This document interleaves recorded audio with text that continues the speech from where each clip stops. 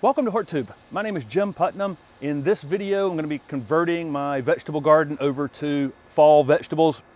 I had a very successful first season in this space, growing my summer vegetables. This is just compost, about a foot of compost sitting on top of clay, mostly compost that I have done right here in my own yard over time. Just dumped pots, dumped hanging baskets, weeds, anything that I have disposed of that was small enough to throw into a compost pile over time. That's what I made my vegetable garden out of. And the things that came out went right back into the compost pile in the back, and they'll come right back into it in the spring. I'm not adding any additional compost here in the fall. It was fresh this spring. It should be fine to get 2 crops out of it. This was the last of my tomatoes. You see how deep that bowl is that I picked this morning. I've been getting this about every 3 days. This was tomatoes just grown in pure compost right here, but the plants were really starting to decline, so I took the last of them, pulled them up.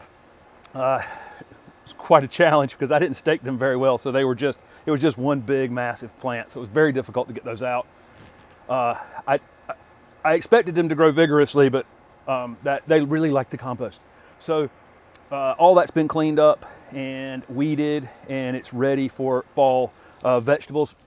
I'm in zone 7B, and this is when I probably a week or so, maybe a week or 2 later than I'd actually like to be. It's September 4th today, putting my seed, things I'm going to do from seed, which is going to be beets, peas, lettuce, Swiss chard, spinach.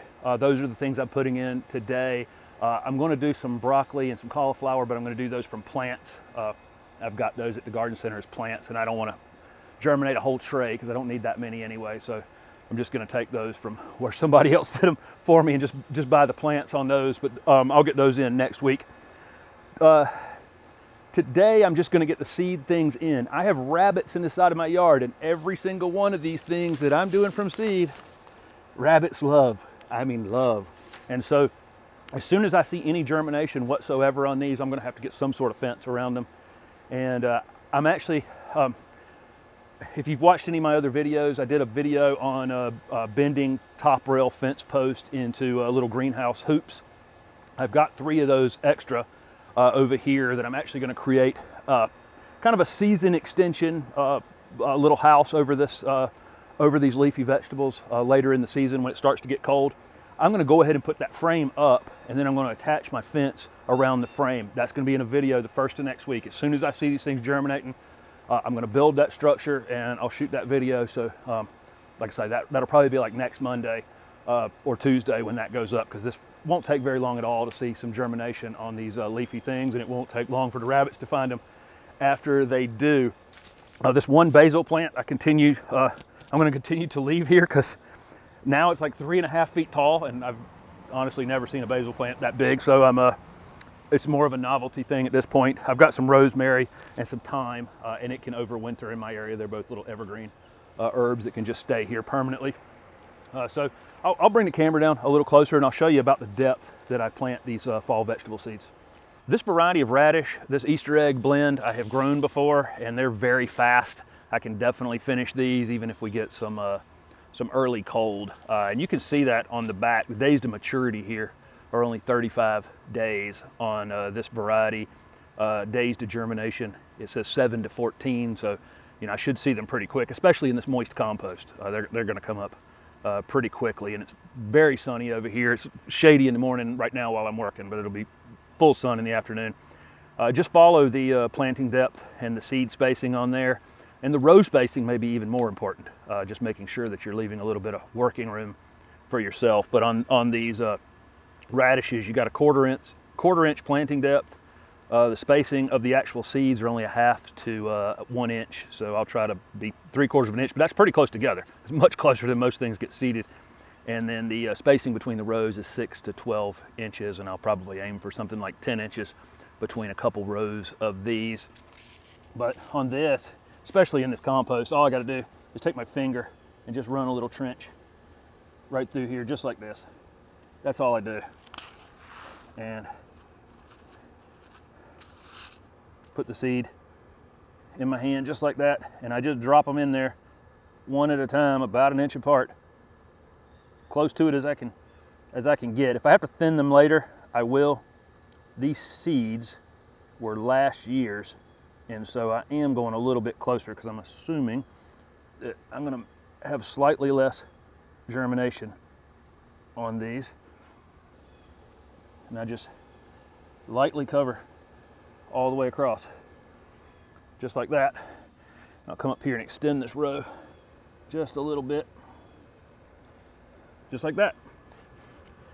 And then that row was right there, so I'm going to back off, you know, what amounts to about 8 to 10 inches right there, and do the exact same thing, and I'll have 2 rows of this variety. I do an heirloom spinach called Bloomsdale, and I've always had good success with this one.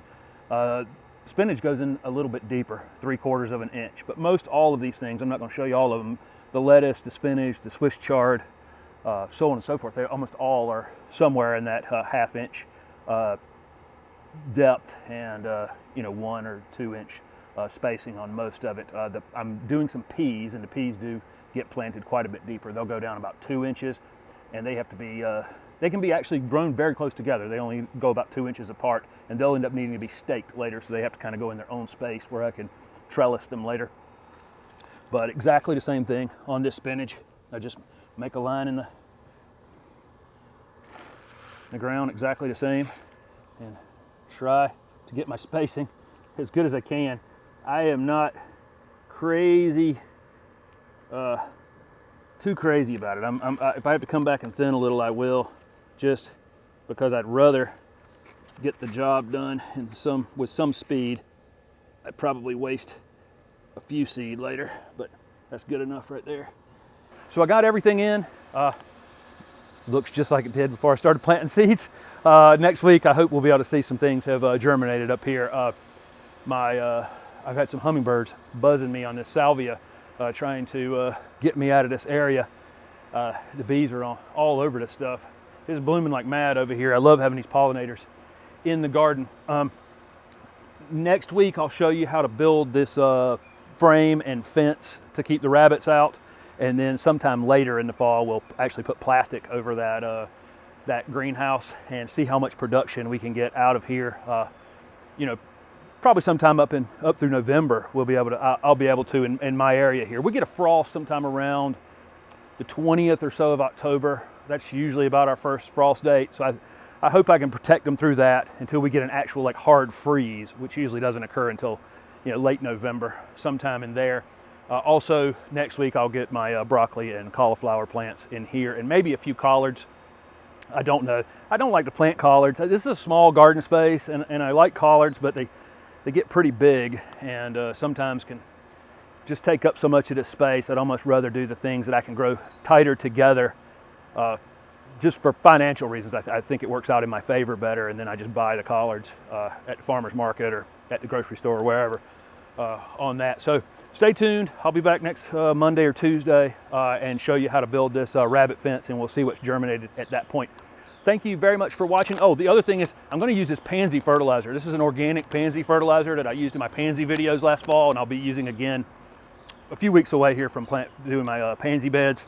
But this fertilizer is organic, but it's specially formulated to continue to be effective when it's colder. I don't know, because that's the thing with organic fertilizers, is you're fertilizing the soil microbes and the soil biology, and that stuff is what's feeding your plants. Well, as that stuff slows down, as it cools off, it becomes less effective. And so I'm going to try this pansy fertilizer. It's a 1077. I'll link it in the description if it's still available. I bought it last year, but if it is, I'll link it in the description. I'm going to try this on my leafy vegetables up here because it's got a good amount of nitrogen, and I'm trying to produce green leaves, and it's also an organic. So anyway, thanks very much for watching, and don't forget to subscribe to my channel for update videos. Thanks for watching.